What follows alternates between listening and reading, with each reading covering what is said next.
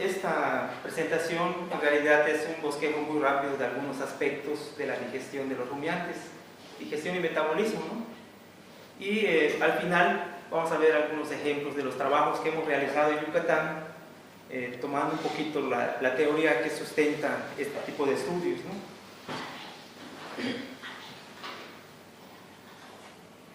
Ya está.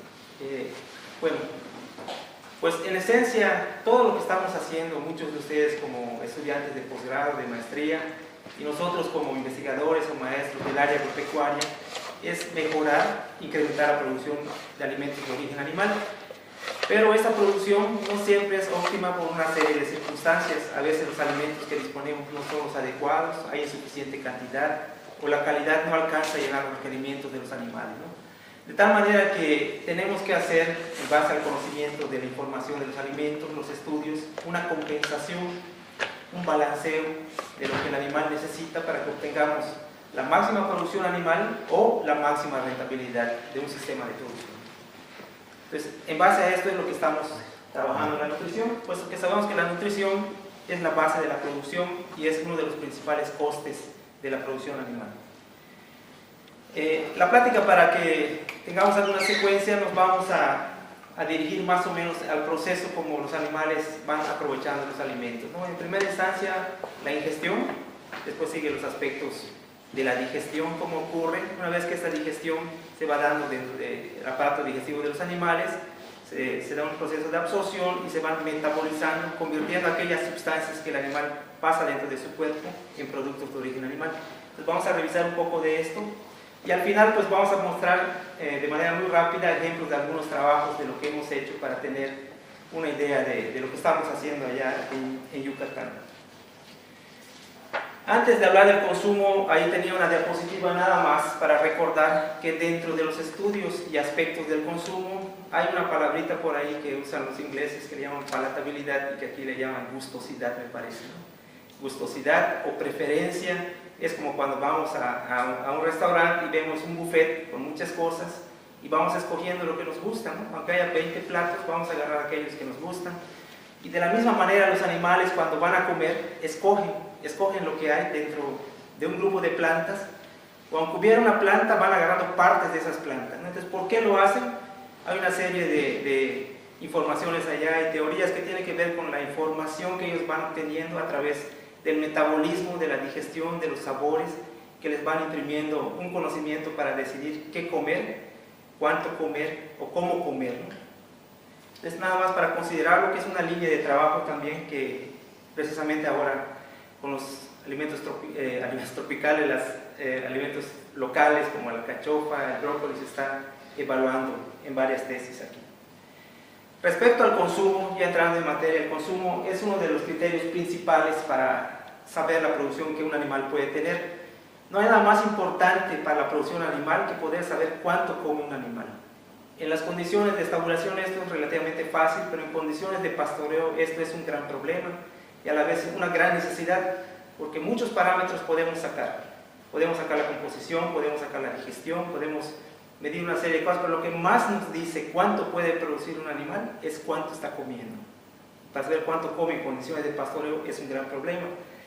Los factores que afectan el consumo, entonces, se han agrupado en tres grandes grupos, ¿no? Los factores que se deben al animal, los factores que se deben al alimento y los factores que se deben al ambiente. Y el ambiente, quiero decir, no solamente si hay calor o si hay frío, sino lo que nosotros generamos en torno al animal. Cómo le damos de comer, los manejos, se refiere también a factores del ambiente. En nuestras condiciones en el trópico, voy a hablar un poquito más centrado a ese escenario, que es la experiencia que tengo. Pues lo que tenemos como principal alimento en el trópico son forrajes y gramíneas en particular. Esto es lo que llamamos zacates. Estos zacates tienen una vía fotosintética de crecimiento muy rápido, vía C4, que produce una gran cantidad de biomasa. Y en una época como las lluvias, ahí sí tenemos lluvias torrenciales más calor y en ocasiones buenos suelos, hay crecimientos muy explosivos del pasto, de tal manera que hay tanta comida que los animales no la pueden consumir y esto lleva a que a veces el pasto se madure, ¿no? Pero en general hay fluctuaciones importantes Por otro lado, tenemos la sequía cuando no llueve. En nuestro caso, en el trópico norte, es alrededor de febrero hasta junio, 4 o 5 meses. No hay precipitación, los pastos se secan, las sierras se secan y disminuye la producción. Como consecuencia de esto y también del pasto que se maduró en el periodo previo, se empieza a caer la proteína y hay una serie de efectos sobre el animal, ¿no? Obviamente, cuando nosotros tenemos en un rancho, como los que ahí se manejan, puede haber, no sé, 1000 vacas o 500 vacas en un determinado terreno, los animales cada día tienen que comer la misma cantidad, igual que nosotros, ¿no? Tenemos que desayunar, almorzar y cenar, pero la cantidad de comida que hay cuando depende de la estacionalidad, como le llaman aquí el secano, pues es muy variable, ¿no? Entonces los animales tienen a veces mucha comida y a veces poca comida, y de ahí vienen desbalances en su aspecto nutricional. A nivel tropical, a diferencia de aquí que es el frío, pues sufrimos mucho por aspectos de radiación solar. Los animales tienen mucho estrés calórico para desplazarse a buscar su comida. A veces, aunque tengan hambre y necesidad, el ambiente climático les dice que les cuesta más energía ir a cosechar la comida que no comer. Entonces esto afecta el consumo, ¿no? En vez de invertir 8 horas en consumir, van a invertir 6 horas porque las condiciones del clima les afectan tanto que reduce el consumo, ¿no? Y por otro lado, aquí una pequeña imagen que sería quizás más apropiada con borregos, pero es el mismo escenario, ¿no? Los animales, a la par del alimento, van sufriendo fluctuaciones a lo largo de la vida productiva de los animales, que también influyen en el consumo, ¿no? Ahí tenemos una gráfica donde vemos cómo va variando el ciclo productivo de los animales, y por el lado del consumo, que es la línea azul, podemos ver que el animal tiene un potencial de consumo que corresponde a la etapa de lactancia media, y que en el momento de máxima producción de leche, como lo vemos en el pico de la línea roja, pues el animal no está comiendo suficiente alimento para satisfacer la necesidad de energía y proteína que está exportando de su cuerpo como leche, ¿no? ¿Qué es lo que hace el animal? Pues mueve sus reservas corporales, como vemos en la línea amarilla, ¿no? Ese es un proceso de evolución que los rumiantes y muchos animales salvajes han tenido, ¿no? En épocas de abundancia acumulan reservas, y cuando vienen las épocas de escasez o de alta demanda nutricional, movilizan de su cuerpo para complementar lo que el alimento les da, ¿no? Este proceso natural es lo que hace el movimiento de la condición corporal, pero pues sabemos que esto debe tener ciertos límites, no se debe mover tanto porque va a afectar procesos reproductivos. En primera instancia el productivo, ¿no? Cuando un animal empieza a mover mucha reserva corporal, pues dice, yo no me voy a morir, entonces estoy produciendo 2 litros de leche, le baja primero a 1,5 litros, luego le baja 1 litro, le baja a medio litro, o sea, primero va a sacrificar su producción y también va a frenar su reproducción, y al final nosotros vamos a producir menos leche y carne, que es el objetivo de la zootecnia, ¿no? En condiciones del trópico, decía, nuestro recurso principal es el pasto, y aquí estamos viendo la composición de un pasto de muy buena calidad en cuanto a su edad de uso. 28 días, apenas 4 semanas, es un pasto relativamente tierno, muy bueno. Sin embargo, observen ahí en la composición de la hoja y el tallo del monocultivo, que es apenas un alimento, que hay una gran diferencia en un parámetro de la calidad relevante, que es la proteína de la hoja de este pasto a una edad temprana. Y el tallo, mucho menos proteína y a la vez más fibra. Esto nos indica claramente que aunque tengamos un solo alimento, si el animal no tiene la opción de cantidad para escoger, se va a ver forzado a comer también grandes cantidades de esto, ¿no? Que es menos nutritivo. ¿Y qué es lo que pasa cuando un animal tiene la opción de escoger? Pues se va a centrar en consumir la hoja y menos tallo. Eso significa que va a producir más el animal a costa de producir menos la tierra, ¿no? Esos son conceptos que hay que tener en la zootecnia. En nuestro caso, que manejamos pasturas, es relevante porque a veces buscamos producir mucha carne por animal, o podríamos producir menos carne con animal, sacando más carne por hectárea, teniendo más animales, ¿no? Y eso nos lleva a utilizar la parte del pasto. Una cosa también importante que estamos viendo en esta serie de datos, nada más quiero llamar la atención sobre esto, es la producción de este pasto brisanta que veíamos en 3 épocas del año, las 3 épocas que podemos ubicar a lo largo del año: cuando tenemos lluvias y calor, cuando tenemos ausencia de lluvias pero hay calor, y lo que llamamos llamamos nortes, ¿no? Más o menos coincide con lo mismo que tenemos aquí. Disminuye el fotoperíodo en noviembre, diciembre, enero, febrero, eso es lo que llamamos nortes, y quedan las lluvias de ese periodo residual. Vemos claramente que aquí tenemos la edad a la que se cosecha el pasto y que hay cambios en la cantidad según la edad a la que estemos utilizando el forraje. Lo que quiero llamar la atención es sobre esto, sobre la producción de la cantidad promedio en las tres estaciones. Vean cómo la producción en la estación de nortes en cantidad es una tercera parte de lo que se obtiene en el verano. Y esta que es la sequía, lo que decíamos que es cuando hay menos comida en el campo, en realidad sí hay crecimiento de forraje. Lo que pasa es que cuando los animales pasan de esta época a esta, el pasto no está creciendo y prácticamente se están consumiendo lo que se acumuló y sobró de esta época.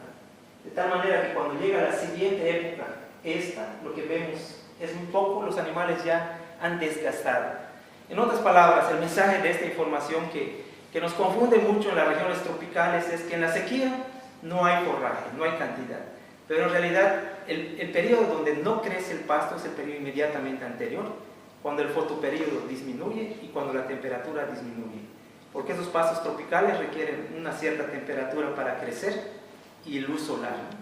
Entonces, aunque tengan aquí humedad, es increíble la disminución de forraje y afecta muchísimo la disponibilidad de los animales.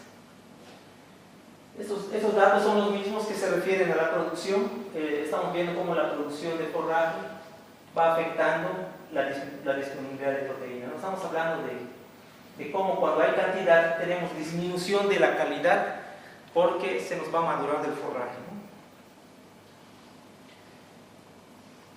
Esto es similar en otra época. Y los rendimientos de proteína, ¿no?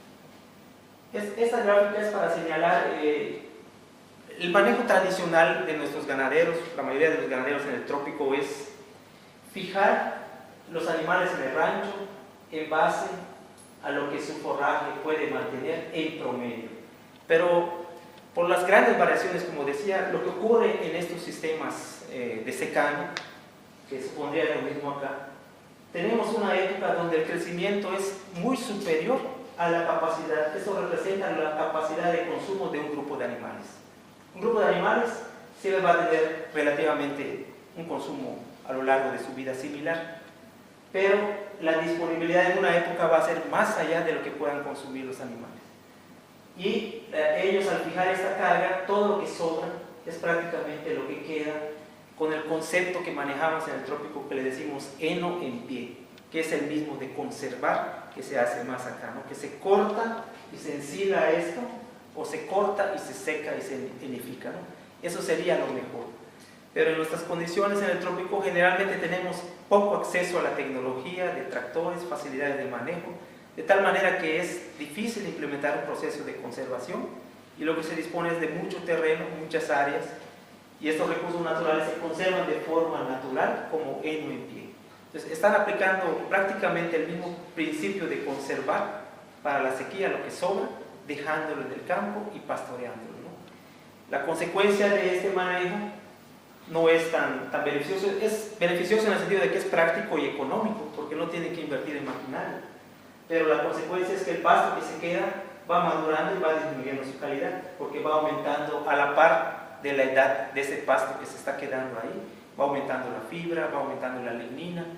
Si se recuerdan cómo eran estos conceptos, las plantas cuando crecen van acumulando fibra, porque es como la estructura de una casa que conforme va creciendo requiere más fuerza, y esa es la función de la celulosa en las plantas, darle estructura y soporte a las plantas. Conforme las plantas son más adultas, necesitan todavía más soporte y se van incrustando esas macromoléculas que son la lignina, ¿no?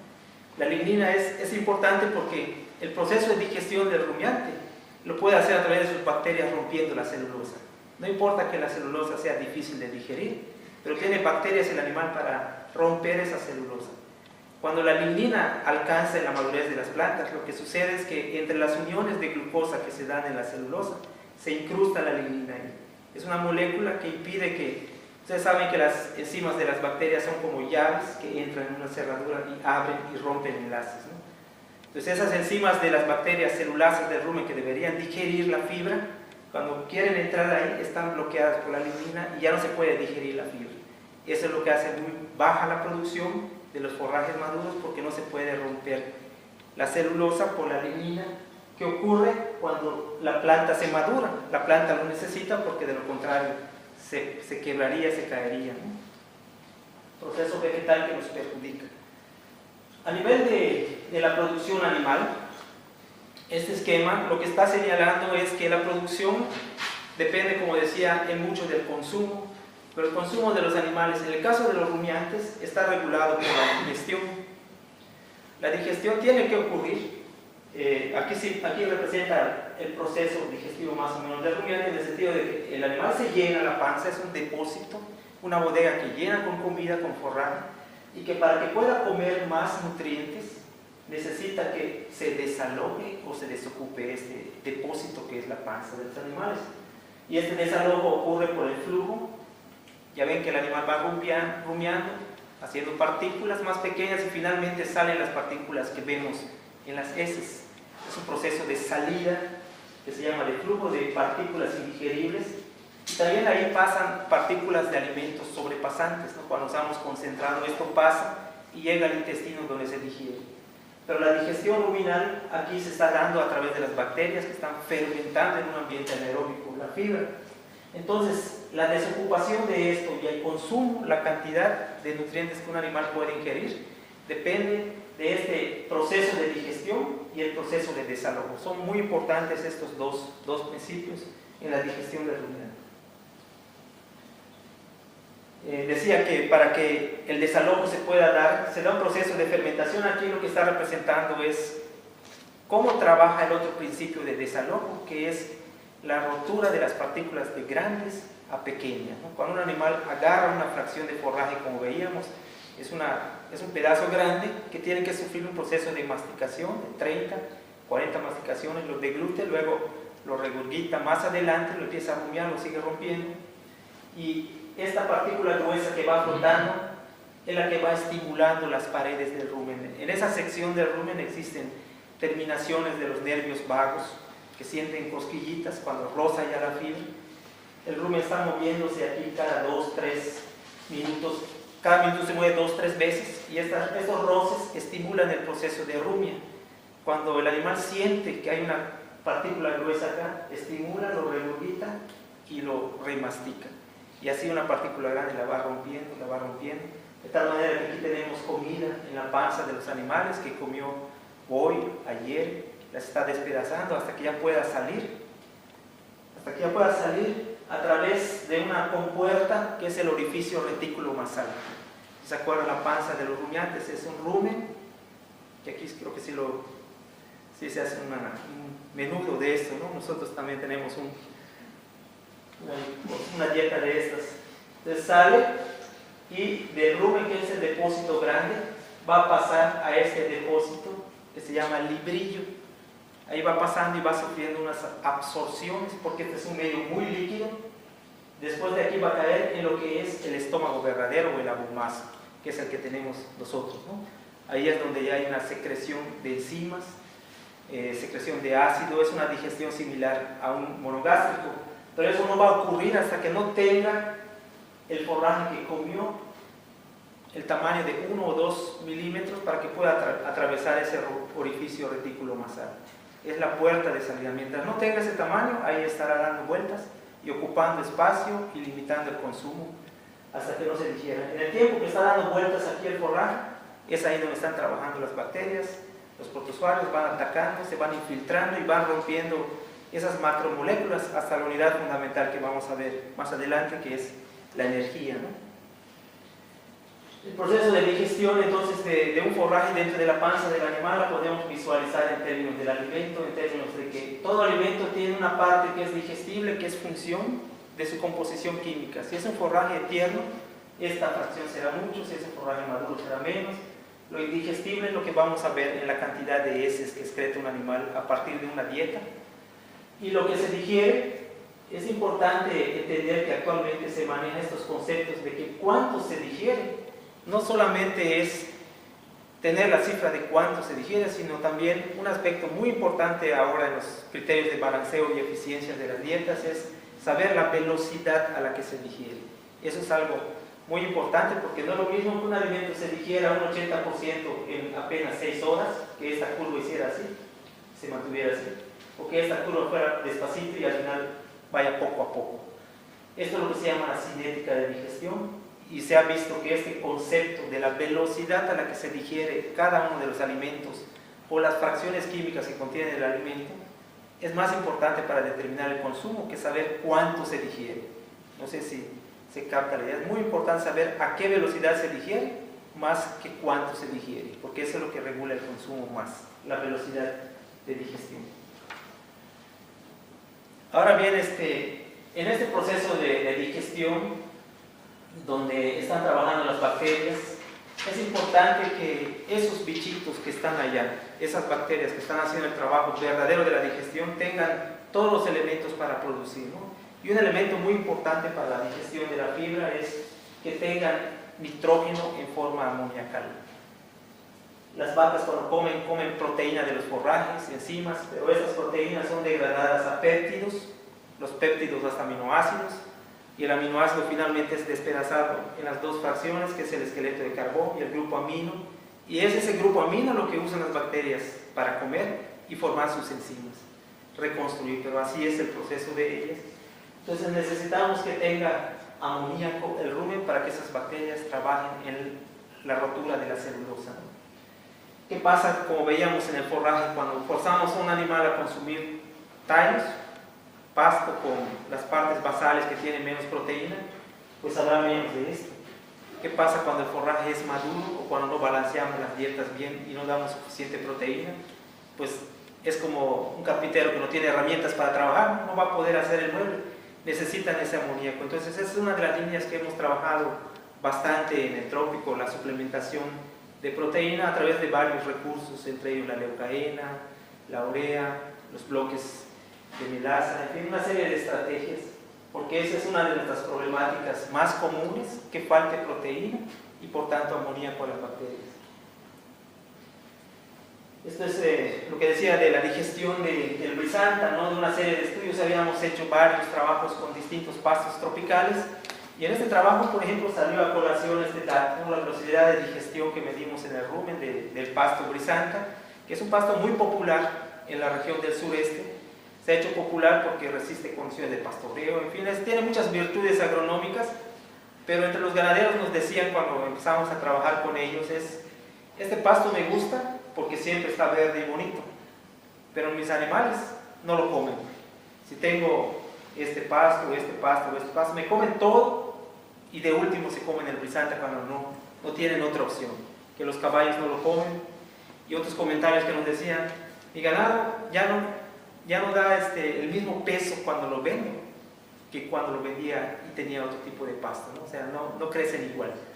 En fin, una serie de comentarios que nos llevaban a decir, bueno, si este pasto se ve tan bueno y se adopta y es tan popular, ¿por qué produce tan poco? Pues la razón fundamental que encontramos es que la digestión del principal componente nutricional del pasto, que es la fibra, la celulosa, es extremadamente baja, es 2% apenas. Un pasto tropical en calidad regular es alrededor de 4, de 5. Suena como una diferencia numérica pequeña, pero es una gran diferencia porque estamos hablando de 4, que es el doble la velocidad de digestión, ¿no? Entonces aquí hay una matemática que podríamos calcular, pero en esencia quiere decir que el animal va a poder comer más, digerir más y producir más cuando esta cifra cambie de 2 a 3 o a 4, ¿no? En el caso de la leucaena, la velocidad de digestión es alrededor de 6-8% para este aspecto. Entonces sí tiene mucha influencia en la producción. ¿Cómo es este proceso de digestión? Decíamos, el ambiente ruminal pues es un ambiente para lo que es el aporte de energía, y cómo el animal, cómo se divide este acuerdo, ¿no? Esta cooperativa, hablando de cooperativas, entre el rumiante y sus microbios, ¿no? Tenemos que el rumen es un hotel para las bacterias y microbios de lujo, donde el animal les asegura una temperatura adecuada, no importa que haya frío o calor, ahí se les va a dar con un rango. Tiene el medio líquido para que pueda darse su actividad bacteriana, se está moviendo, el animal se encarga de generar energía, toda la maquinaria muscular para mover 150 kilos 2-3 veces cada minuto. Es un ambiente anaeróbico, eso sí es una circunstancia especial, y el pH relativamente neutro, entre 6 y 7, y los sustratos que constantemente van entrando, ¿no? Los microbios no tienen que salir a buscar comida, el animal va, cosecha y se los da en su boquita para que coma, ¿no? La celulosa, y todo lo que ya no sirve lo va sacando y le van poniendo más, ¿no? Qué bueno sería que estuviéramos así nosotros, acostaditos, y nos llevaran la comida y todo facilito, ¿no?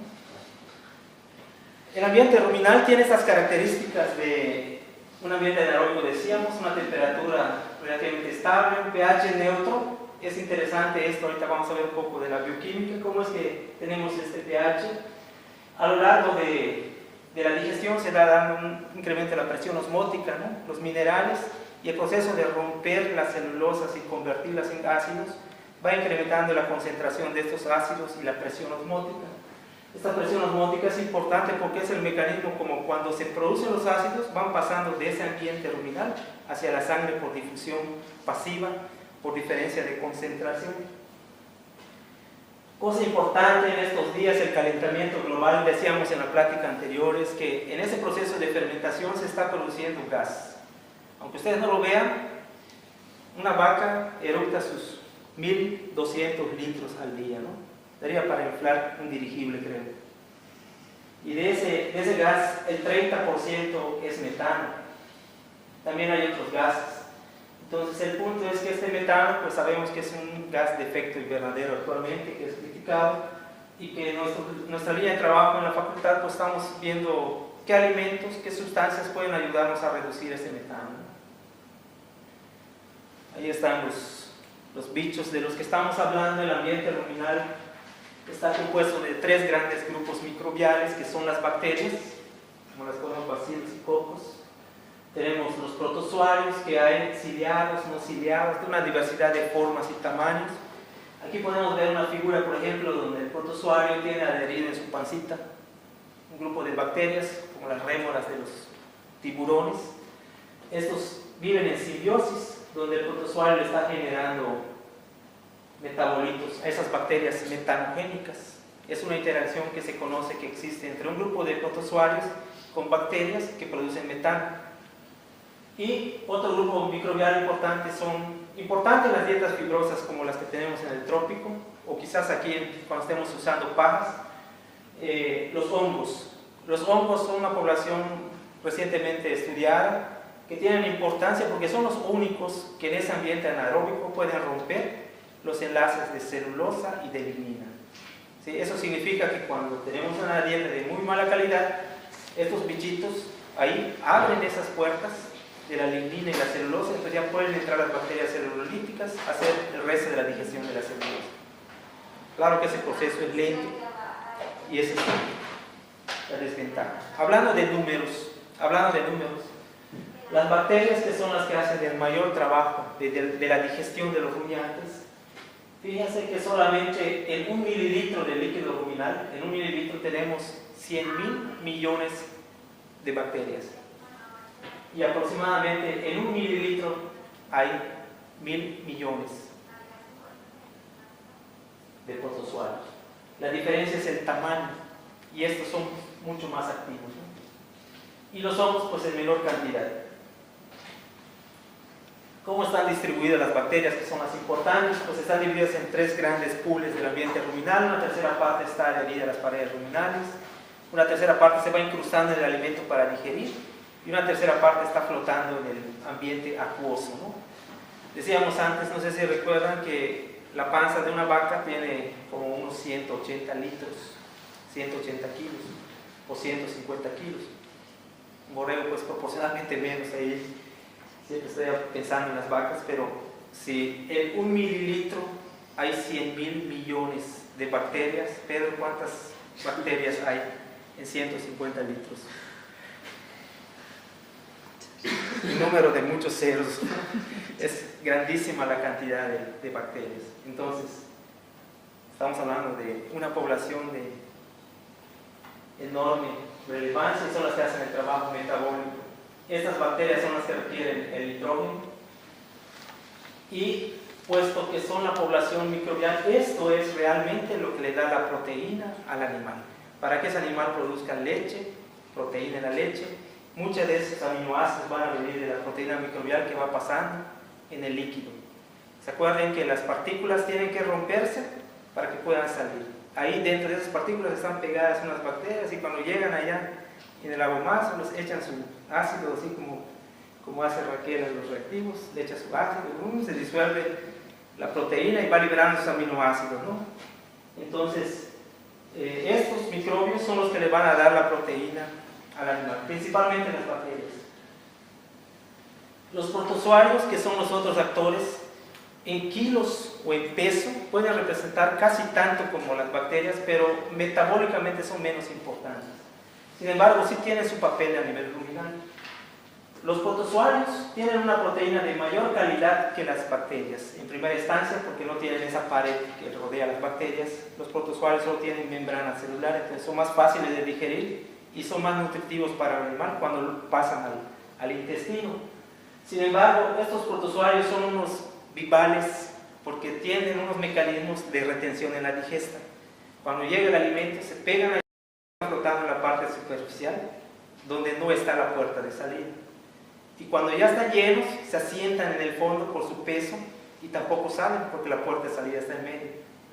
Entonces creo que hay algunos así entre nosotros que a veces nos gusta aprovechar las cosas y no contribuimos igual, como pasa con las bacterias, ¿no? Se retienen en la digesta. Tienen papeles positivos de que estos protozoarios ayudan a regular el pH. Como son grandes, se tragan los globulitos de almidón y evitan que se fermente muy rápido, que si estuvieran las bacterias con todo ese almidón van a producir muchos ácidos y va a venir ese problema que le decimos acidosis ruminal, ¿no? No sé cómo le llamarán acá, pero en nuestro medio le dicen, ese animal se empachó, o sea, comió mucho grano y le dio una acidosis y se puede timpanizar o se puede morir de la acidosis que le causa una necrosis en el ambiente ruminal. Entre las bacterias, entre los protozoarios y las bacterias y los hongos se dan procesos de muchas interacciones. Solo entre las bacterias hay miles de interacciones y aquí es apenas un ejemplo donde vemos que una bacteria empieza a romper una macromolécula que es la celulosa, que ya ha sido masticada y que finalmente la va a romper hasta formar esa unidad fundamental de las dos glucosas unidas por un enlace beta que es la celuliosa. Cuando se rompe esto y se forma la celulosa, ya para ser metabolizada, pues vamos a producir los ácidos que son los que absorbe el animal y va a utilizar como energía. Pero todo este caminito de que empezó una bacteria, lo agarró otra y finalmente produjo lo último del metabolismo fermentativo. Este metabolismo fermentativo, este excremento, podríamos decir, de esta bacteria, es lo que necesita la bacteria iniciadora para hacer un proceso de romper una nueva macromolécula, ¿no? Eso nos está mostrando cómo es la interacción entre microorganismos, y creo que también se da en muchos aspectos de la ecología, entre insectos, plantas, etc. Entonces, por eso se dice que el ambiente ruminal es un ecosistema realmente, ¿no? ¿Cómo es la fermentación de los carbohidratos que el animal comió, ya sea almidón, fructosa, azúcares simples o azúcares complejos, almidón, celulosa? Finalmente se va a romper hasta glucosa, que es el carbohidrato de 6 carbonos, y la consecuencia es formar 3 pedacitos de esa molécula de 6 carbonos que se llaman ácido acético, ácido propiónico y ácido butírico, compuestos de 2 moléculas, o sea, 2 carbonos, el acético, propionato de 3 y el butirato de 4. Y en cuanto a las proteínas, pues decíamos, se van a romper de proteínas a péptidos, aminoácidos, el aminoácido le sacan 2 pedacitos. El grupo amino y el esqueleto carbonado pueden formar ácidos grasos de cadena ramificada que le sirven a las bacterias celulolíticas como cofactores también para trabajar mejor, para romper las células. En este diagrama se ve también el mismo proceso, donde tenemos los carbohidratos y finalmente tenemos la formación de esos ácidos. Ahorita vamos a comentar la importancia de estos ácidos y como desecho de la formación de ácidos se genera dióxido de carbono y hidrógenos que también combinados estos con el hidrógeno van a formar otra vez aquel el fantasma de la película, ¿no? El metano, que es el que estamos tratando de atacar. Y por el lado de las proteínas se van rompiendo desde las macromoléculas tridimensionales que son las proteínas hasta los péptidos más sencillos y finalmente aminoácidos, y esto es lo que van a agarrar las bacterias para construir sus nuevas proteínas. Pues esto es lo que hacen las bacterias en el rumen, en los alimentos ingredientes principales, proteínas y carbohidratos. Respecto al metano, decíamos que nos interesa reducirlo porque pues hay mucha crítica en el problema del calentamiento global y los rumiantes contribuyen en ese proceso de digestión que desafortunadamente es necesario porque esas bacterias en ese ambiente anaeróbico son las únicas que pueden romper la celulosa y sacarle la energía que está ahí atrapada. Nosotros si comemos celulosa no lo vamos a digerir, ahí va a salir igualito la fibra que comamos. Por eso comemos a veces ensalada y todo eso para disminuir las calorías y no absorber y sí llenar espacio. Entonces, además este metano genera pérdida de energía para el animal y lo que necesitamos es tratar de reducirlo. En este esquema estamos viendo una representación exquisita de la bioquímica. Colócate el micro, que se te ha caído el micro.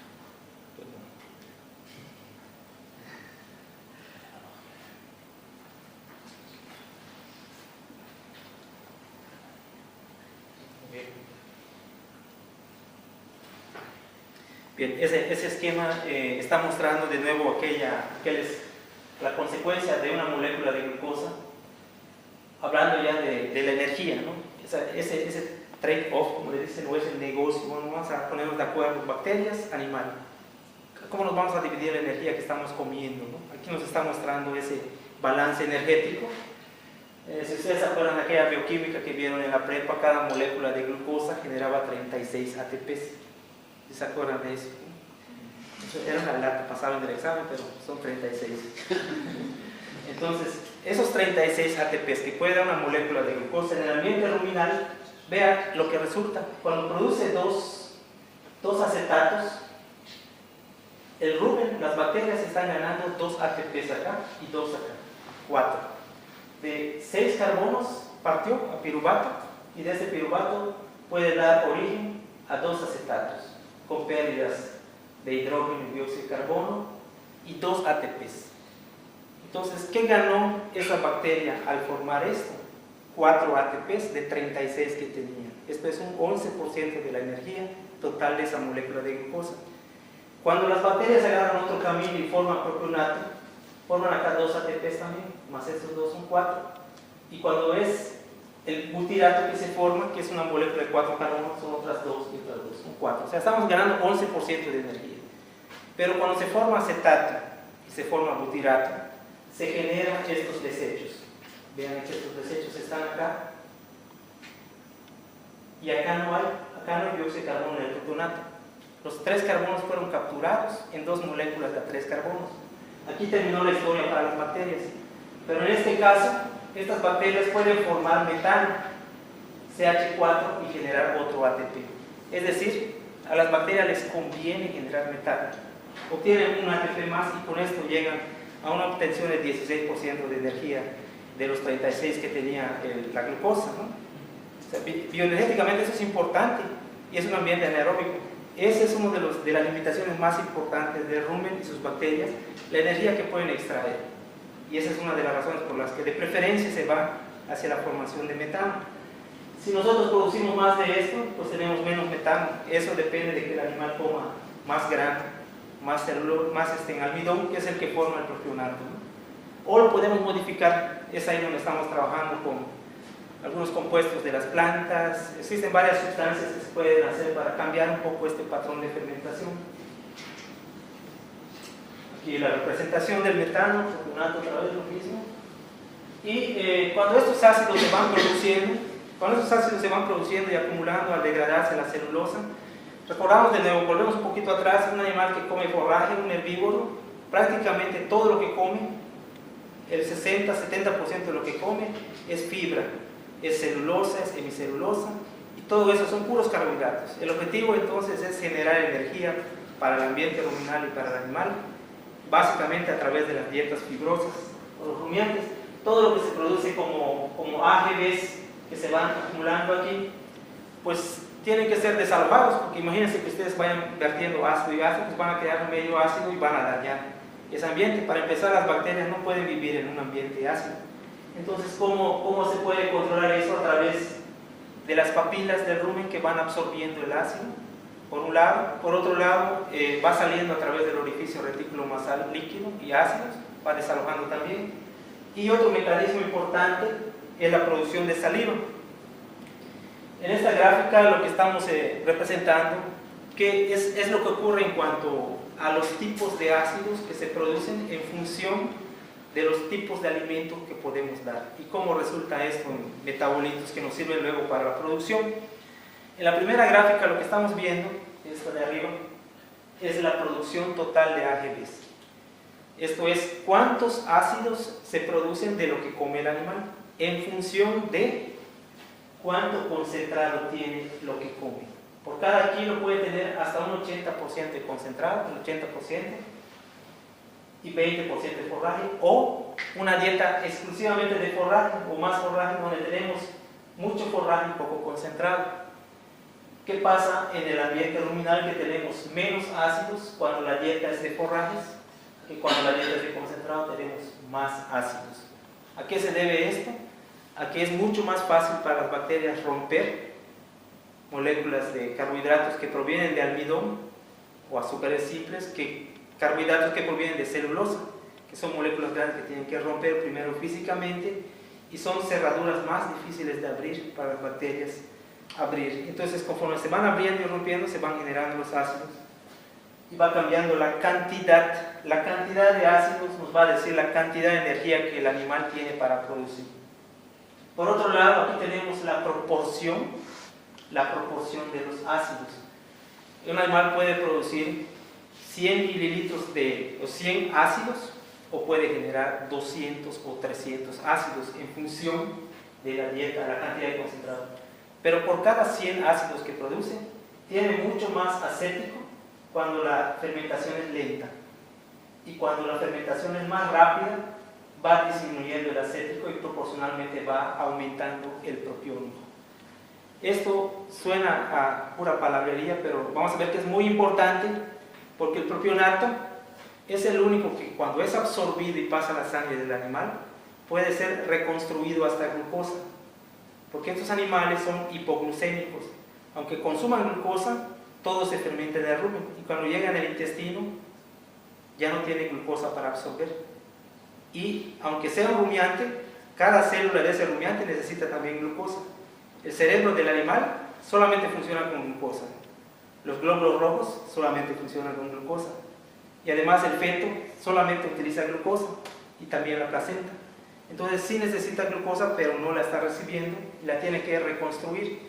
Otra vez aquel proceso de bioquímica, ¿se acuerdan que se llamaba, cómo se llamaba el de construir glucosa a partir de elementos primarios? Gluconeogénesis. Ahí alguien, gluconeogénesis, no es la reconstrucción, pero de ahí la importancia del propionato, porque el propionato es el que va a formar la glucosa y luego casualmente la glucosa va a formar la lactosa y la lactosa es la que va a decir cuánta leche va a producir el animal. Entonces esto es muy importante, el propiónico, porque es el que mueve el volumen de producción de leche y el que le da la glucosa al animal para muchas funciones que necesita en su vida. Por otro lado, el ácido acético es el que se usa para construir la grasa de la leche. Una tercera parte de la grasa que sale en la leche proviene del acético, y en tanto haya más acético, pues habrá más grasa en la leche. Por eso decimos que cuando el animal come demasiado concentrado, la leche se queda aguada, tiene más volumen y menos grasa, porque hay menos acético en esos patrones de fermentación. Y aquí lo estamos viendo, ¿no? Como cuando hay mucha producción de leche, a la par que aumenta la producción de leche, disminuye su contenido de grasa. Y la grasa disminuye porque la proporción del ácido acético disminuye, a la par que aumenta la proporción del ácido propiónico, que es el que determina el volumen de la leche que se genera a través de la lactosa. ¿Cómo es utilizado entonces aquellos ácidos que se producen, que se absorben en las papilas ruminales, que pasan en la sangre, finalmente cómo son aprovechados por el animal? O sea, ahí está listado, ¿no?, una serie de usos que el animal le da al acetato, que es la mayoría de lo que absorbe. Un patrón de fermentación en una dieta mixta es aproximadamente de cada 100 ácidos, 65% es acético, un 15% más o menos es propiónico y alrededor de un 10% es butírico. O sea que lo que más absorbe el animal de su rumen hacia su sangre son moléculas de acetato, ¿no?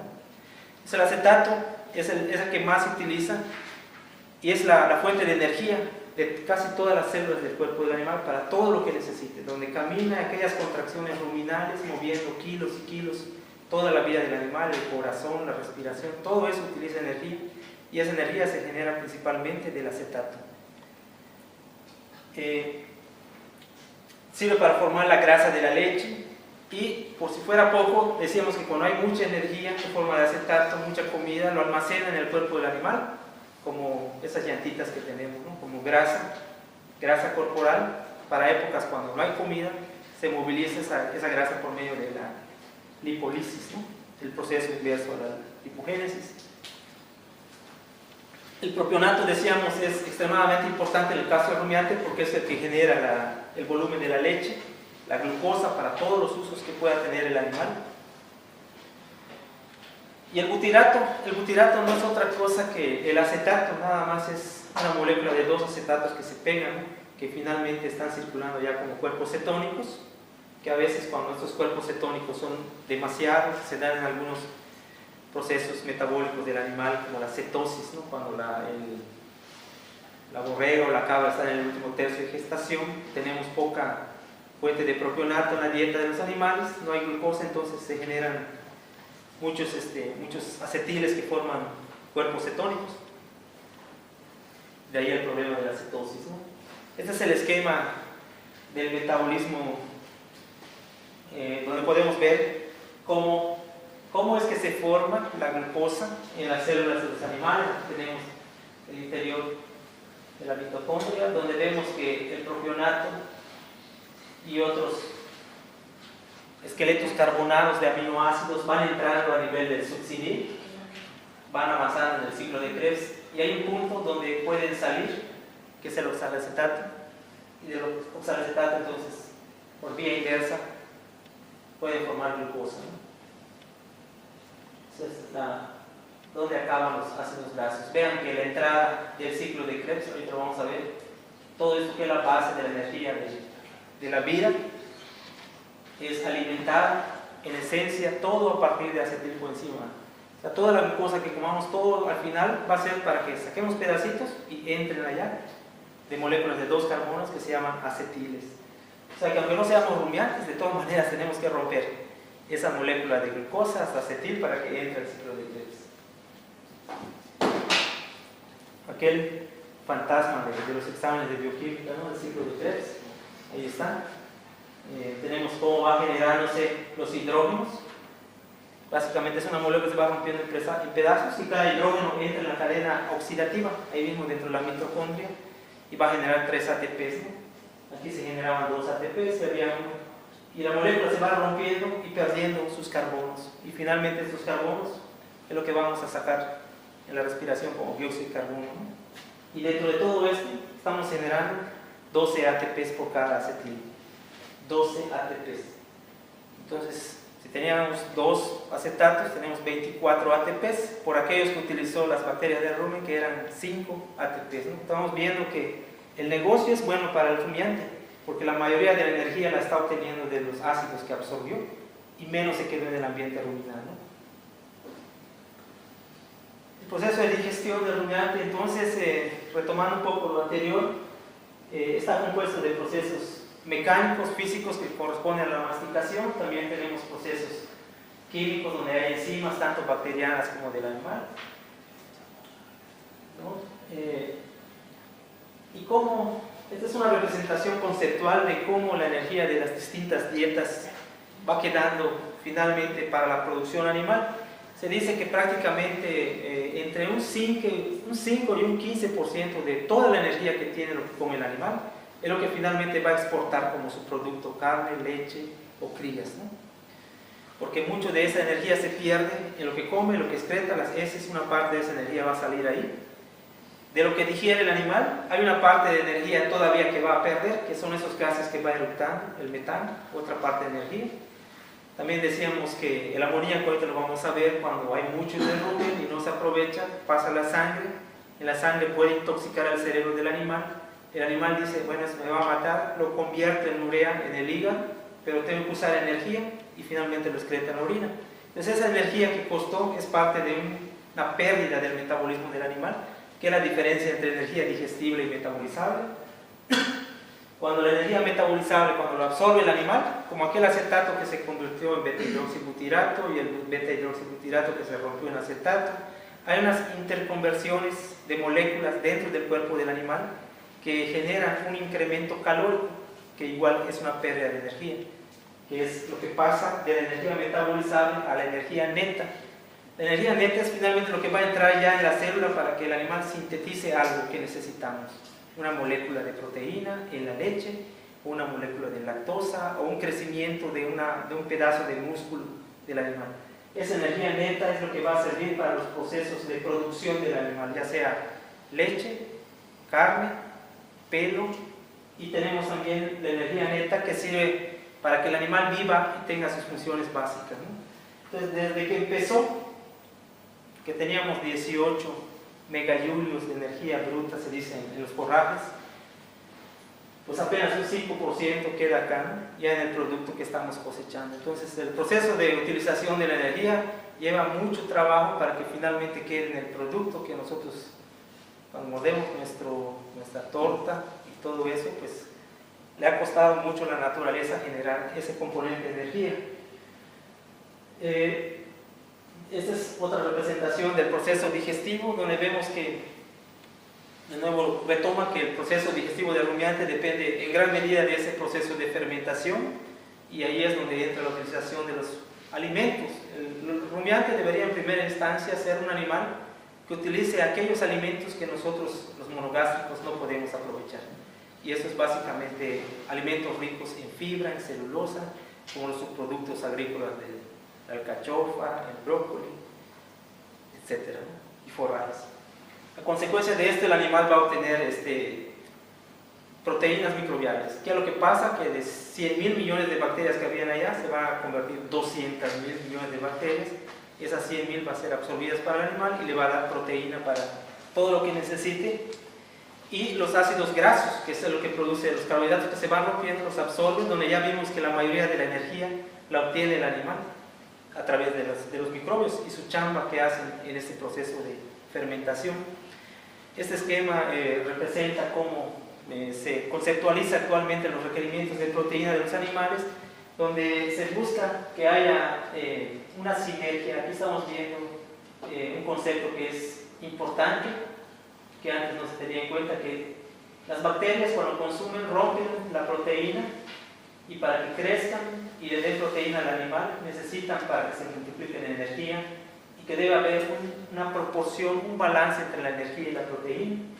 También en este esquema estamos visualizando que hay una parte de la proteína que puede ser lo que le llaman de sobrepaso, que esta proteína de sobrepaso llega hasta el nivel intestinal y se suma a la proteína microbiana. Vean que la proteína que se forma solamente es un 75% de aminoácidos de aquellos que originalmente comió.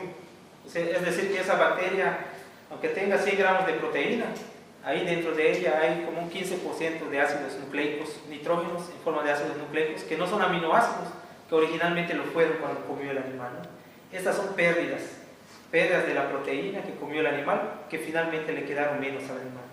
Si nosotros hiciéramos la cuenta de lo que come y lo que llega acá, veríamos que de cada 100 gramos de proteína, solo 63 gramos le llegan, en el mejor de los casos, al nivel intestinal del animal. Cuando la proteína es de sobrepaso, el 90% llega cada 100 gramos. Entonces eso nos dice que es mejor para el animal o para nosotros, que la mayoría de la proteína le llega a nivel intestinal sin que sufra el ataque y reconstrucción que hacen las bacterias, ¿no? Pues esto es donde nosotros debemos de jugar cuando estamos concentrados, buscar que sean de sobrepaso. ¿Y cómo podemos hacer que sean de sobrepaso? Pues hay varios mecanismos que ya se han estudiado. Una de ellas son tratamientos químicos, otro es tratamiento de calor. Hay algunos compuestos como los taninos que pueden promover el sobrepaso. Otros efectos son el tamaño de partícula. Todo eso puede hacer que haya más de sobrepaso cuando hablamos de concentrados. Este esquema, que está todavía más relleno de información, nada más es para señalar esta importancia de, a nivel ruminal, cuando se da la fermentación decíamos que se requiere tanto el componente que va a generar la proteína microbial como la energía. Cuando tenemos mucho de esto, ¿qué es lo que pasa? Creo más en los climas templados, donde los forrajes son ricos en proteína, se genera demasiado amoníaco a nivel ruminal, y si no hay energía fermentable, este amoníaco va a pasar a la circulación portal por diferencia de gradiente, a la circulación periférica llega al hígado, y esto al circular en el cuerpo pues, va a intoxicar a nivel cerebral, porque este amoníaco secuestra los oxalacetatos en el metabolismo del ciclo de Krebs de las neuronas, y entonces viene una muerte cerebral, ¿no? Entonces, lo que hace el animal tiene mecanismos de bloquear inmediatamente el amoníaco, haciendo la formación de urea en el ciclo de la ornitina que está a nivel del hígado, y esta urea puede seguir la vía de excreción hacia la orina, en su mayoría cuando hay demasiado, y cuando no hay tanto, y el animal tiene mucha rumiación. Aquí es donde a nivel tropical a nosotros nos beneficia, porque un animal que come forraje tropical rumia muchas horas para comer. Primero, gasta mucho tiempo para comer y mucho tiempo para rumiar, porque tiene que desbaratar esa fibra tan dura. En cambio, los pastos de clima templado, que son más frágiles, con menos fibra, rápido se rompen y salen, y en consecuencia el animal dedica menos tiempo a remasticar.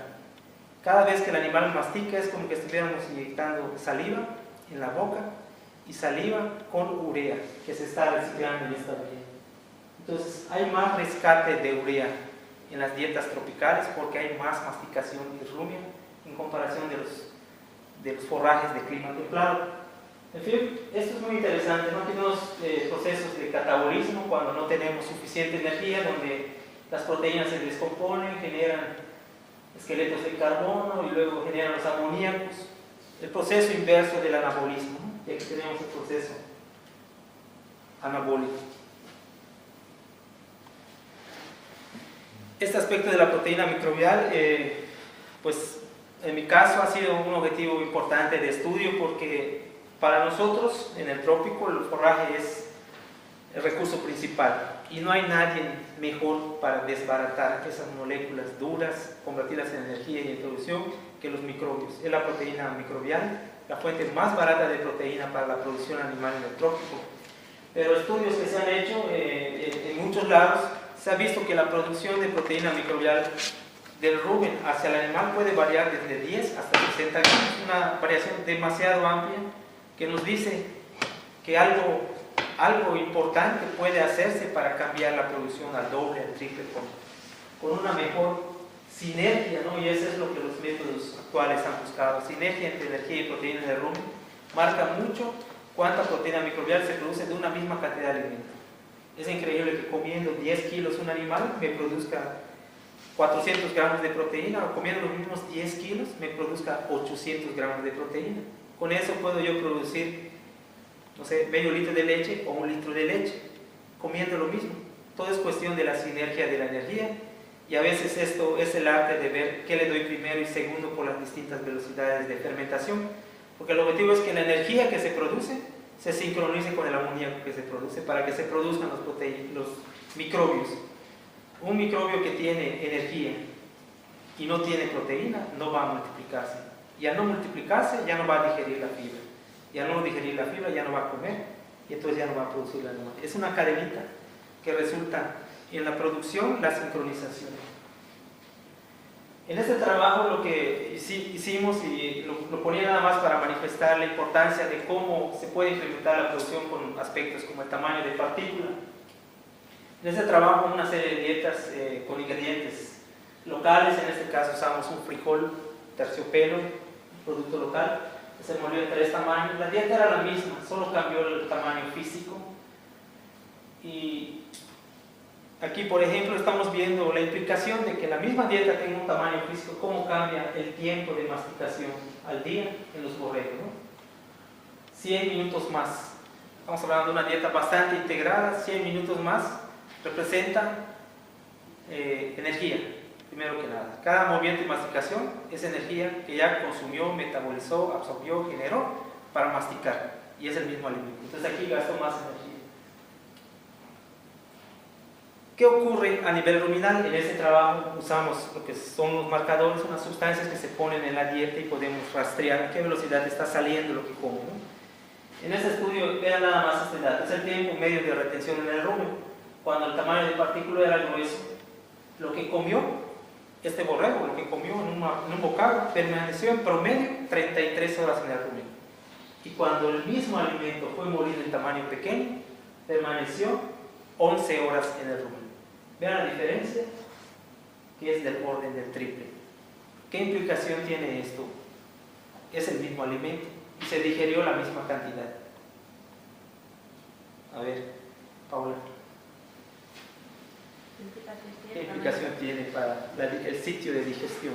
Pues que se vacía el rumen, come más. Comió lo mismo, nada más que el sitio de digestión cambió. Sí, acá los que sufrieron son las bacterias del rumen, porque no tuvieron chance de digerir ese alimento, porque permaneció apenas 11 horas. Y en el otro caso, al contrario, se pasó, tuvo demasiado, ¿no? Acá ocurrió que lo pudimos medir, era un animal en mantenimiento, o sea, no estaba produciendo ni carne ni leche, nada más era un estudio digestivo. Pero en situación de producción, ese animal hubiera dado más leche y este hubiera dado menos leche, y este hubiera producido más proteína microbial. Son cosas que ocurren, pero a veces cuando nosotros medimos lo que damos, vemos la producción, no sabe uno exactamente qué ocurrió dentro del animal y dónde se dio la digestión. Y esto tiene que ver a la hora de que queremos elevar la producción, porque si promovemos esto, tenemos menos nutrientes para que produzca el animal. ¿Se acuerdan que tiene que romper lo que come el animal y convertirlo en proteína microbial? Y ese proceso es menos eficiente. Le quedan menos metabolitos al animal de ese proceso de destrucción, reconstrucción, que cuando pasa al intestino y lo absorbe directamente. Absorbe más el animal, pero las bacterias obtienen menos. Entonces es un juego de quién se beneficia, que debemos de cuidar, y depende esto, la decisión de qué alimento estamos dando, porque en este caso estamos dando un alimento concentrado.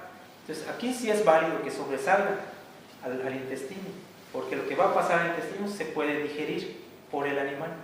Tiene amilasas, tiene proteasas. Pero si lo que pasa es celulosa, entonces ya se amoló el animal y el rumen, porque no tuvo energía ni el rumen, y cuando llegó al intestino el animal tampoco tiene enzimas celulasas para romper. Entonces esto es lo que podemos manipular en función del alimento y cambiar mucho el aprovechamiento, ¿no? Es una representación de cómo cambia el sitio de digestión del rumen a digestión intestinal conforme promovemos la tasa de flujo, ¿no? La tasa de flujo que está representada por el nivel de alimentación. Independientemente de qué hagamos, hay muchas maneras, les digo, como pueden hacer que algo salga el doble de rápido o el triple de rápido del rumen. Y lo que van a hacer cada vez que hagan esto es reducir lo que se va a aprovechar en el rumen y aumentar lo que se va a aprovechar en el intestino. Eso lo tenemos que decidir en función de qué le estamos dando de comer a los animales. El papel de la fibra, en las dietas templadas, pues es importante porque a veces damos demasiado almidón y falta fibra para la producción de saliva, y la saliva tiene funciones importantes de proveer bicarbonatos y el reciclaje del nitrógeno, habíamos dicho. Aquí estamos viendo la cantidad de saliva que puede producir un animal al día en una dieta de forrajes rumiando, ¿no? Una borrega puede producir 15 litros, no sé cuánta agua toman una borrega al día. ¿Quién tendrá el dato? Raquel, ¿cuánta agua toma una borrega al día? Paula se lo sabe. 5, 3, 2. Bueno, una vaca toma como 20, 30, 10, dependiendo. Y vean cuánta saliva produce. 180. Si en el rumen hay 150 litros, 180 litros de líquido, la mayoría de todo ese líquido que está en la panza de los animales es tanta saliva que produce al consumir y al rumiar. Entonces la saliva es muy relevante porque crea ese ambiente líquido, favorece el reciclaje del nitrógeno, introduce una cantidad de alrededor de 300 gramos, 400 gramos de bicarbonato en toda la saliva que produce el rumio y está neutralizando los ácidos que produce el rumio. A la vez, la saliva es como los ríos que arrastran las partículas a través del orificio reticulomasal. Entonces, es extremadamente importante la producción de saliva en el rumiante, y la producción de saliva es estimulada por la presencia de fibra en la parte rugosa del rumio, en la parte superficial. Esto era para nada más señalar que cuando trabajamos con animales en dietas, cómo cambian los niveles de urea a nivel de la sangre y dónde acaba la mayoría de la proteína que el animal come de más. Cuando un animal come de más proteína, nosotros no vamos a ver esa proteína como reserva corporal, como pasa en la energía. Normalmente eso se va a perder del cuerpo del animal. Se va a perder a través de la orina, básicamente, como pueden ver aquí. En este trabajo, con 3 dietas que tuvieron 2 suplementos de proteína contra una dieta que no tenía exceso de proteína, podemos ver que las cantidades de consumo de nitrógeno no se reflejan en la excreción de nitrógeno del animal en sus heces. O sea, él sigue excretando la misma cantidad de nitrógeno, coma mucho o coma poco. ¿Dónde va a aparecer el exceso de proteína que come un animal? Lo vamos a ver en la orina, siempre en la orina, y va a aparecer en forma de urea, y es lo que vamos a sentir en algunos lugares como olor amoníaco, ¿no? Cuando entramos en alguna granja que hay mucho olor amoníaco, los que lo conocen, ¿no? No sé si recuerdas el olor del amoníaco. Yo sí me acuerdo muy bien, así como mentolado, lo irritas y te lastima un poco la nariz. Y cuando hay mucho amoníaco en el ambiente, pues causa problemas respiratorios, subclínicos en los animales, ya sean aves, ya sean cerdos o cualquiera. Entonces al final estamos gastando más medicamentos por esos problemas subclínicos. Además de que todo eso que está saliendo, pues es dinero, es proteína que compramos y que el animal está sacando.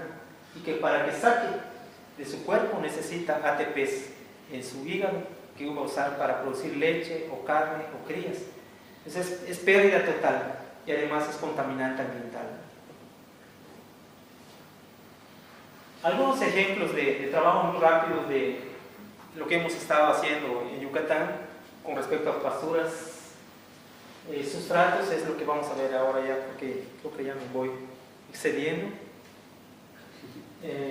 Algunos trabajos hicimos sobre pastos tropicales. Este es el brisanta, algunos datos nada más, datos de producción muy moderados en sistemas de pastoreo. Esto ya lo habíamos mostrado en una presentación anterior.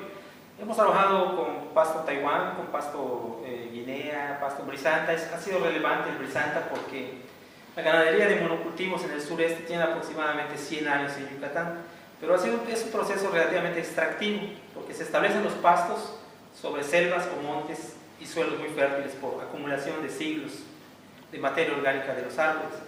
Y los ganaderos muy felices al principio porque producen mucha carne de suelos muy fértiles con una mínima inversión.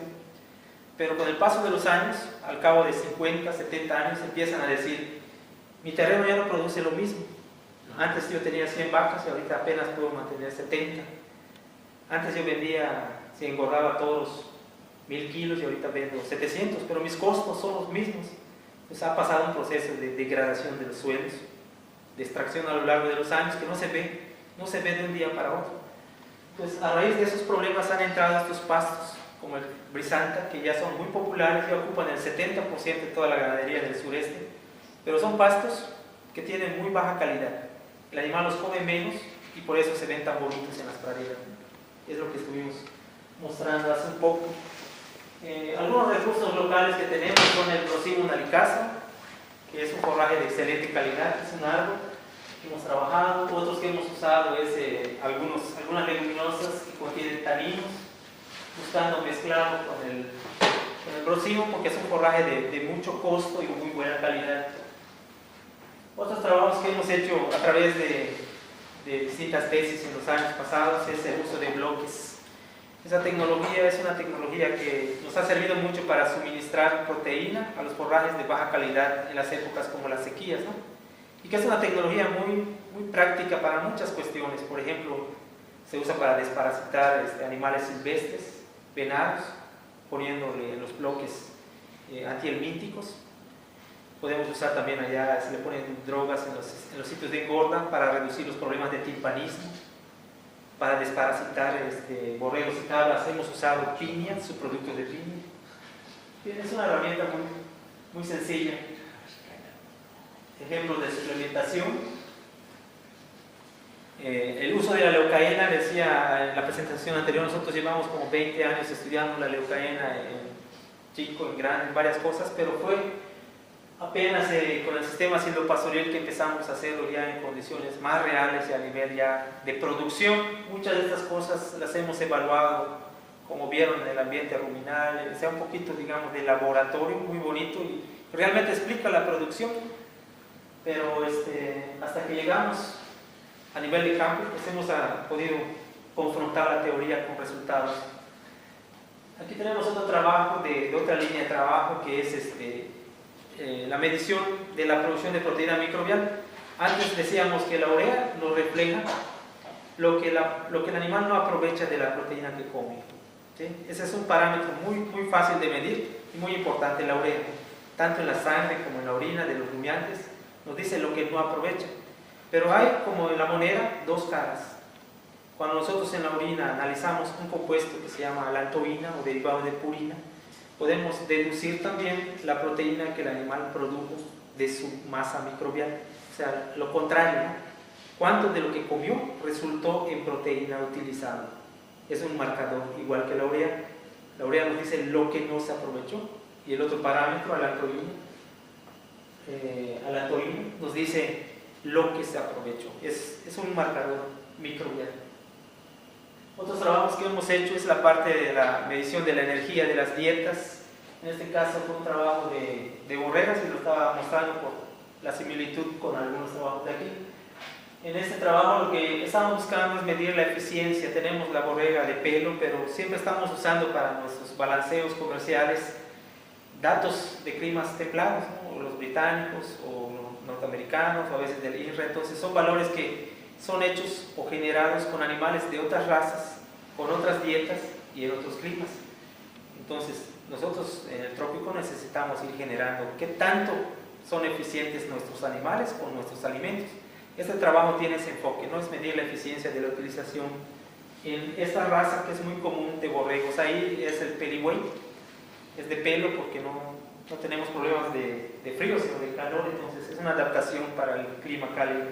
Esta raza, que sin embargo produce poca carne, entonces tratamos de entender eso. Se hizo este trabajo donde nosotros, como muchos otros trabajos, manejamos el enfoque de niveles de alimentación para hacer predicciones de aprovechamiento, niveles de consumo de energía. Se midió la producción de leche, sacaron los consumos. Aquí lo interesante es ver cómo esas cantidades conocidas de energía que en condiciones de pastoreo no sabemos en cuánto resulta a nivel corporal. ¿No? Vemos como un animal cuando tiene una dieta que es, esto fue calculado como veces de energía, 2 veces de mantenimiento. Vemos como el peso del animal al parir hasta las 7 semanas fue un incremento. Cuando un nivel de alimentación es alto, cuando el nivel es bajo, pierde 14%, que es más o menos, no sé en el caso de las borregas, las cabras, cuánto se acepta del parto al final del primer tercio de lactancia. Pero pues en las borregas yo había visto que es alrededor entre 10 y un 15% es lo que podemos reconocer como adecuado. O sea, nunca es posible que una borrega al parir hasta las 7 semanas, cuando terminó su primer tercio de lactancia, mantenga su peso, porque saca tanto como leche, como energía en la leche, que necesita mover de su cuerpo y pierde un porcentaje, pero se debe mover, no tanto, no debe de enflacarse, sino su proceso reproductivo se frena, en fin, hay una serie de problemas. Esto es lo normal, y aquí ya vemos la magnitud, ¿no? Esto se hizo con fines de ver cómo se iba la energía, y aquí vemos cómo los pesos que perdió la borrega y cuánto peso resultó en las crías, ¿no? Cómo se transforma la leche, lo que pierde la borrega, en peso ganado de la cría. Aquí vemos que perdió 6 y ganaron más peso. Este fue el ideal, el nivel de alimentación medio. Y con un nivel de alimentación alto, no solamente no perdió peso, sino ganó. Esto es un trabajo experimental, hago la aclaración, porque esto no es práctico ni comercialmente, ni esto, sino esto. Pero eso se hace con fines de hacer análisis de requerimientos de los animales, donde salen un montón de números ahí. Pero básicamente queríamos saber, porque no sabíamos aquí, cuál es la capacidad de producción de leche de un animal rústico cuando le das tanto como para producir, y ver hasta qué punto es rentable. Con estos datos biológicos ya se pueden hacer análisis de rentabilidad. Vemos cómo la producción de leche se disparó hasta unos 700. Quiero decir que cifras normales de producción de leche en esta raza son de medio litro. Entonces aquí llegar a unos 700 fue un valor que no se tenía idea que se puede alcanzar con un animal de tipo rústico, ¿no? Son animales adaptados para sobrevivir con dietas de baja calidad, pero a la vez para producir poca cantidad, ¿no? Entonces vemos que la raza sí tiene el potencial, lo que pasa es que la dieta a veces no le permite expresar. Este fue un estudio de sacrificio comparativo para ver los requerimientos, es decir, los animales al final de la prueba fueron sacrificados y se cuantificó cuánta grasa, músculo perdió desde que parió hasta que destetó, para ver esa movilización de energía y calcular cuánta energía pasó de los tejidos hacia la producción de leche, ¿no? Que es lo que aquí estamos viendo, cuánto tejido se movió en los distintos niveles de alimentación. Del silopastoril, yo creo que faltan como 20 diapositivas. ¿Cómo se sienten? Bueno, nada más es un ejemplo rápido ya del sistema de alimentación, algunos trabajos en condiciones de trópico con este esquema que es el silopastoril. En este trabajo, en esta serie de trabajos, lo que hemos hecho es aplicar un poco de los principios anteriores a condiciones prácticas, y pues nosotros creemos que este sistema es una buena respuesta a mejorar la producción en el trópico, que es muy baja por la calidad del alimento, combinando recursos como leguminosas y gramíneas, ¿no? A la vez, este trabajo ha mostrado que tiene bondades agronómicas importantes. Una de ellas es que fija el nitrógeno, la leguminosa, le da proteína al animal en la leguminosa, y el nitrógeno que fija la leguminosa del aire también lo transfiere al suelo y beneficia a la gramínea para que produzca más cantidad. Entre otros beneficios que hemos visto de esta sinergia leguminosa-gramínea, pues es una mejora en la calidad del suelo, ¿no? Que podemos ver en este sitio real, que yo puedo meter las manos al fuego porque yo viví en este terreno toda esta experiencia, ¿no? Partiendo de un suelo tan pobre, se estableció el sistema, y aquí lo vemos ya en uso, como para que confirmen que este suelo es el mismo, ¿no? O sea, aquí no se ve porque es un mar de pastura en las épocas de abundancia, y uno diría que aquí es un suelo excelente, pero no, es este mismo suelo, es nada más aquí con más cobertura después de ser consumido, antes de ser consumido, y este es antes de establecer el sistema, ¿no? Es una sinergia de leguminosa gramínea en un arreglo agronómico adecuado, puede resultar en una mejora significativa, y también hemos confirmado que estos enfoques de producción son en beneficio del bienestar animal, que también es algo relevante en la producción actualmente, que es premiada, que no solamente es bienestar del animal por romanticismo, sino que cuando vemos diferencias de 6-7 grados en el ambiente de los animales, pues esto va a significar que el animal va a jadear menos, va a gastar menos energía y aprovechar más el alimento. O sea, es más producción también para nosotros. Vemos que este sistema nos permite consumos altos, muy cercanos al potencial del consumo de los rumiantes. Los datos que generamos en este estudio de cuántos mordiscos hace, el tamaño y el tiempo que dedica a consumir, nos dicen que los animales viven como las bacterias aquellas, en un ambiente feliz. Mucha comida, buena calidad, no hacen mucho esfuerzo para consumir mucha comida, y tenemos al final un buen consumo y una buena producción. En los estudios de corral que hemos hecho de los sistemas de alimentación pastos, leguminosas, vemos que la inclusión de la leucaena es capaz de incrementar el consumo. Vean, de 9 a 12, 3, estamos hablando de un 25% más consumo, 30% más consumo. Estamos hablando siempre de forraje cuando metemos algo como la leucaena. Y aquí vemos el impacto de estos consumos en la leche, ¿no? De 5 a 7 casi 3 litros, 2 litros y medio más de leche por vaca. Estamos hablando siempre, vamos a pensar en esto en el contexto de la realidad, son forrajes que crecen con la naturaleza, con la tierra, el sol y el agua. Entonces, cuando en la misma área podemos combinar dos forrajes que nos permiten más consumo y más producción de leche con el mismo costo, estamos hablando de que estamos apropiándonos del conocimiento de la ecología para el beneficio productivo de una manera eficiente, ¿no? Lo que hemos visto es que no todo es bondad del sistema, ¿no? Un exceso de proteína, antes decíamos que representa pérdidas de proteína también para el animal. Aquí vemos cómo las dietas de niveles de leucaena, aquí vemos cómo el animal come más proteína, la proteína que saca a través de la leche va reduciéndose. Esto es un análisis de eficiencia donde vemos que aproximadamente cada 100 gramos de proteína que come el animal lo saca como 20 gramos en producción de leche, de proteína. Esa es la eficiencia. Todos los estudios que se han hecho con rumiantes en producción de leche hablan que una buena eficiencia es de un 30%, 35% con dietas de concentrados, con vacas lecheras. Estamos viendo que la eficiencia es baja y que la eficiencia es óptima cuando la dieta tiene un 30% de leucaena, que es esto. Que sí podemos producir más, es cierto, pero a costa de menos eficiencia, apenas un 18%. Pensar aquí que cuando hay menos eficiencia, estamos excretando más urea en la orina, que le está costando energía al animal. Pensar tal vez que la urea, a lo mejor el animal es como si fuera una persona que está aplicando urea, él lo está aplicando en su orina y está haciendo que el pasto crezca más, porque el pasto crece con el principal nutriente después del agua y el sol, que es el nitrógeno. Entonces, si el animal le aplica urea en su orina, pues habrá más producción de pasto, que es lo que vemos en el sistema silvopastoril, ¿no? Entonces puede ser que esto que es malo para el animal y para nosotros, a lo mejor en el largo plazo, es eso que explica una mejor biomasa y mejor fertilidad en el suelo. Entonces, una de nuestras hipótesis es que tenemos un exceso de amoníaco, lo contrario de lo que empezamos en el trópico en estos sistemas, ¿no? Y eso tiene un costo para animales, pérdida de energía.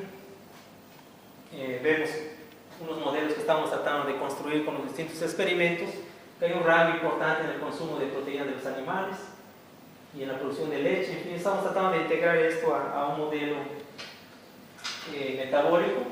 Sabemos también que si el problema es un exceso de proteína, con suplementos energéticos podemos reducir el nitrógeno en la sangre y por tanto en la orina. Entonces hay mecanismos de que podamos cambiar. Importante de identificar qué está pasando con un sistema y qué se está elevando y qué está disminuyendo es que ya podemos intervenir para cambiar la situación si eso es lo que nos conviene. En este caso nos conviene invertir y vamos a tener más producción, pero cuando no, pues al menos ya sabremos que estamos perdiendo, ¿no? Otro aspecto importante de la leucaena que también pues he hablado nada más de sus bondades es que también tiene problemas, ¿no? Nada es completamente bueno. La leucaena es una planta que contiene una sustancia alrededor de 1 a un 4% que es la mimosina. La mimosina es un análogo de la tirosina y la tirosina sirve para formar la hormona tiroides que tenemos acá, la tiroxina, que produce la tiroides.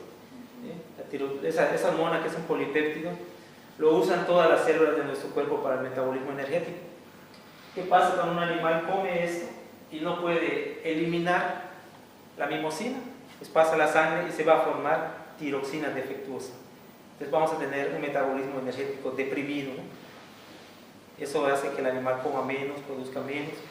Y lo grave de esto es que no se ve, no se observa. Ves un animal normal, comiendo normal, pero ya no te está ganando 600 gramos, te está ganando 550. Ya no es un animal que te está produciendo un litro de leche, se está produciendo 950 gramos, 900 gramos, desapercibido. Entonces las pérdidas son de átomo. Y ese es un poco el problema. Afortunadamente, donde la planta se generó en el trópico, en los rumiantes, han evolucionado y han desarrollado la presencia de una bacteria especializada que se llama Synergistic ionese. Esa bacteria tiene la capacidad de romperle la maíz a esta molécula y convertirla en AGVs y en energía, ¿no? Y las bacterias se multiplican y dan proteína al animal, ¿no? Entonces, sí es una forma natural que existe, pero pues todo exceso no sabemos si pueda rebasar la capacidad de estos bichitos, ¿no?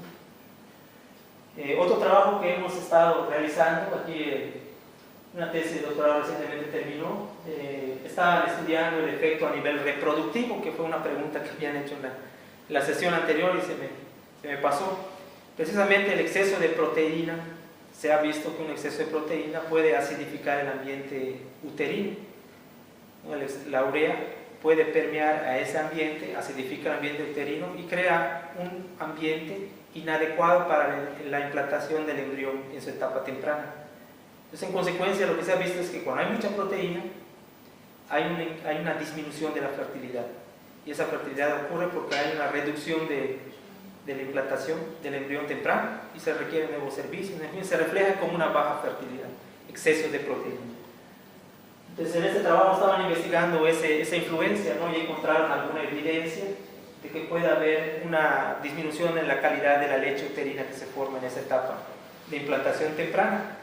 No se sabe si es la urea o si es la mimosina y sus residuos que pudo haber influido, pero estamos estudiando esta parte también. Se encontró también que hay una extensión de la vida del cuerpo lúteo, lo que quiere decir que el animal tiene algún desajuste hormonal también. Tenemos también que la mimosina tiene taninos. Los taninos estamos encontrando que pueden reducir el metano. Ese es otro de nuestros avances en cuanto al metano. Sabemos que la leucaena puede reducir la producción de metano a través de los taninos, deprimiendo las celulolíticas. Y pues ya se montaron ahí en la facultad unas condiciones bastante adecuadas. Después de 5 años el doctor fue ahí con sus cámaras. Entonces hemos medido ya en condiciones controladas que sí, efectivamente hay una disminución de 25-30% en la producción de metano con dietas de leucaena. Estamos entre si es los taninos que contienen la leucaena o si es menos celulosa. El caso es que la cifra dura ya la tenemos, de que hay una reducción de 30% de metano. Esto es que si un animal, había yo dicho la cifra es 600, pero realmente es como de 400, 450, pues reduce un 20-30% de metano, son 100 litros de metano menos por animal por día. Si hablamos de millones de animales, este sistema de producción ya tiene 30.000 hectáreas en México, en 15 estados, hay otro tanto en Colombia y otros países que están adoptando, y veíamos antes la cifra de 150.000 hectáreas en Australia. En fin, es algo relevante. Entonces, el desarrollo de este sistema, que es mejor para la producción animal, que es mejor para el ambiente, si multiplicamos los millones de animales que hay, yo creo que el Banco Mundial nos debería de soltar algunos euros por ese beneficio, ¿no? Estamos en ello. Bueno, pues gracias por su paciencia, por un poco este recorrido.